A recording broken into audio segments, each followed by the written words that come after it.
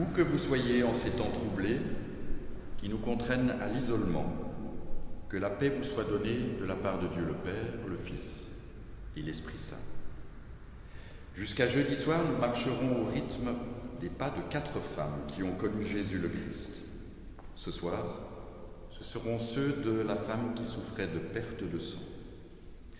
Regard décalé, mis en scène, il est temps que ces femmes sortent de l'ombre parce qu'elles ont été les témoins de ce chemin.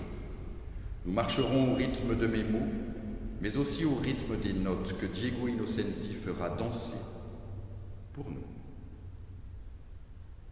Je n'ai pas de nom, je n'existe, je ne vis qu'aux frontières extérieures de la ville. J'ai souffert dans ma chair et dans mon corps d'abord, des douleurs incessantes, des crampes à vous plier en deux qui ne me permettaient pas de manger, de me tenir à table et surtout de ce sang qui ne cessait de s'écouler de moi. Constamment, je devais me laver, me purifier, disait-il là, afin que personne ne sache, que personne ne voie. J'ai souffert de fatigue continuelle, et cela n'était rien en regard de l'infamie que j'étais aux yeux de tous et de toutes, éternellement, ou presque, parce que cela faisait si longtemps, des années même. Quand elle a su qu'il était là, elle est venue, subrepticement, avec l'énergie du désespoir, celle qui pousse à faire ce que l'on ne pensait plus possible, parce que trop résigné. Mais il fallait qu'elle essaye. Après tout, on disait tant de choses à son sujet. Il guérissait, même les cas les plus désespérés.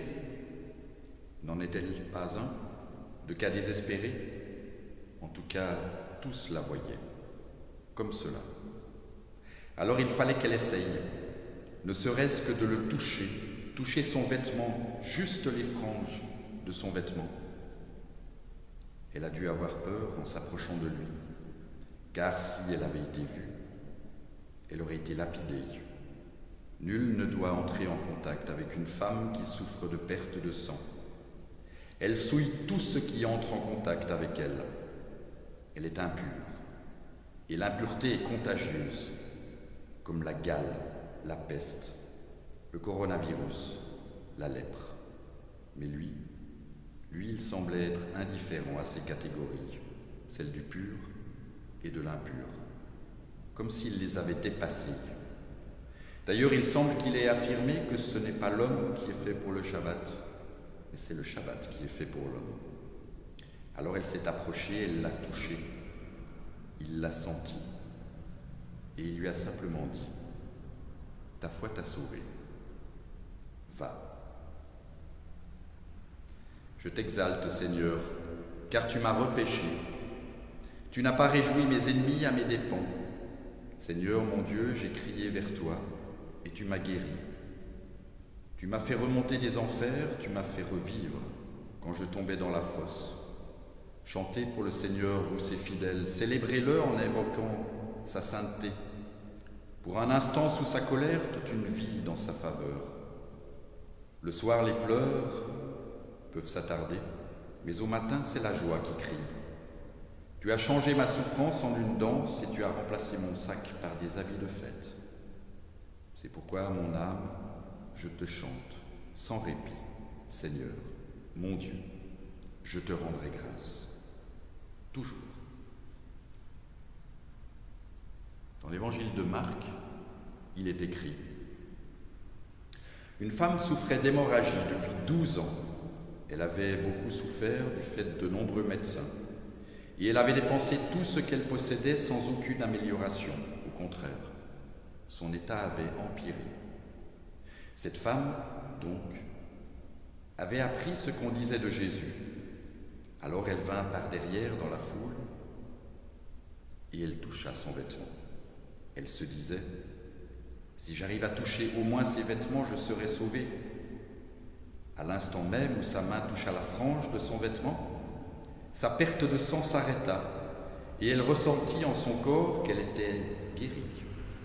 Aussitôt Jésus s'aperçut qu'une force était sortie de lui Il se retourna au milieu de la foule et il dit : « Qui a touché mes vêtements ?» Mais ses disciples lui répondirent : « Tu vois la foule qui te presse de tous les côtés, et toi tu demandes qui m'a touché ?» Mais il regardait autour de lui pour voir qui avait fait cela. Alors la femme, craintive et tremblante, mais se sachant guérie, se jeta à ses pieds et lui dit toute la vérité. Alors Jésus lui dit : « Ma fille, ta foi t'a sauvée. Vas en paix. Tu es guérie. » Elle avait tout essayé. D'abord les médecins officiels, ceux qui sont dûment estampillés en vertu de leurs multiples diplômes. Puis les médecins officieux, les rebouteux, les charlatans. Elle avait essayé le jeûne, elle avait essayé les ablutions répétées. Les prières, d'abord les siennes, puis celles achetées au temple qu'un homme d'église devait dire pour elle. Les a-t-il jamais dites d'ailleurs? Les remèdes de grand-mère et même ceux des arrière-grand-mères. Rien ne lui a jamais procuré de résultat durable. Jour après jour, elle se vidait de son sang. Il ne lui restait rien, ni comme espoir, ni comme menu monnaie. Seulement des larmes. Mais le pire était certainement le regard qu'on posait sur elle, du dégoût, du mépris. Combien devait-elle avoir péché pour être punie de la sorte, se disait-il, tous les bien-pensants, tous les religieusement corrects. Qu'avait-elle fait pour mériter un tel châtiment? Nul ne le savait, mais tous le supposaient. Énorme, son péché, et nul ne s'en préoccupait.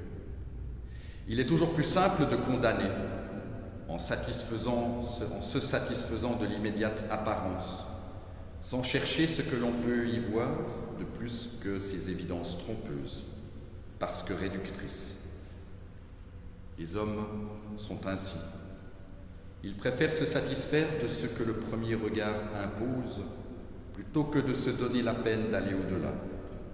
Ils ont peur que cela les contraigne à revisiter leurs certitudes, et donc de devoir aller à contresens de ce que le troupeau croit. Tous des moutons qui bêlent à l'unisson. « Je suis maudite, se disait-elle. Alors autant mourir plutôt que de vivre ainsi. » Mais c'est à ce moment-là qu'elle a appris qu'il était là, juste à un pâté de maison. Il était là, juste à côté. Lui qui, disait-on, avait guéri des lépreux, des aveugles, des boiteux, et même des paralysés. Alors, pourquoi pas moi? Il fallait juste que je le touche, avant que quelqu'un ne me voie, avant que la foule ne me piétine. J'ai rampé jusqu'à lui, puisque je ne pouvais m'approcher de personne. J'ai rampé, centimètre par centimètre, la peur au ventre, le nez, la bouche et les yeux pleins de poussière, que leurs sandales soulevaient, comme s'ils voulaient m'enterrer avant que je ne sois morte, pour ne plus devoir faire l'effort de m'éviter en changeant de trottoir. J'ai rampé sur des mètres et des mètres, et je l'ai touché, du bout d'un doigt. Je me souviens alors, il s'est arrêté, et il a demandé qui l'avait touché. Lui qui était entouré, bousculé de partout, poussé à droite puis à gauche, il avait demandé qui l'avait touché. En entendant sa question, je savais qu'il m'avait découverte. Et étonnamment, je n'ai pas eu peur. Du moins, pas cette peur d'être battu, juste un peu de crainte, devant tellement plus grand que moi. Je l'ai regardé, je lui ai dit la vérité. D'ailleurs, je ne pouvais pas faire autrement.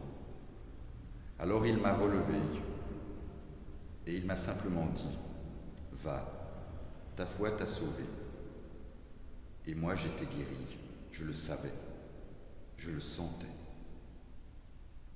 Depuis, j'ai quitté ce village et je me suis installé dans une ville. Là, j'y ai appris la médecine.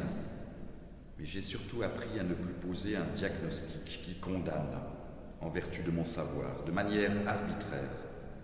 Maintenant, je tente de redonner aux personnes blessées, douloureuses, souffrantes, une identité qui ne se résume pas à ce dont elles souffrent. Un lépreux est un homme, avant tout. Une sidéenne aussi, de même qu'un galeux ou un pouilleux, un rome ou un réfugié. Ils sont avant tout des êtres humains. C'est ainsi que je les vois désormais, parce que j'ai appris de lui le courage d'aller à contresens des évidences, trop évidentes et si rassurantes. Et vous, avez-vous ce même courage ? Prions. Tu nous invites, Dieu le Père, à te confier ceux et celles que nous aimons, comme nous-mêmes. Ce soir, nous le faisons. Qu'ils soient loin de nous, que nous ne les voyions qu'au travers d'un écran ou d'un cadran de téléphone. Nous te les confions, comme nous nous remettons entre tes mains. Mais tu nous invites aussi à dépasser nos préjugés et à te remettre ceux et celles pour lesquels nous n'avons que peu, voire pas d'affection. Ceux-là aussi sont à ton image, comme nous le sommes. Nous te les confions en ces temps troublés. Amen. Vivons dignement en paix, parce qu'il nous en donne la possibilité, lui qui est le Fils de Dieu le Père et qui bientôt nous enverra son esprit. Vivons de sa paix, sans condamner le pestiféré, le pouilleux, le galeux. Amen.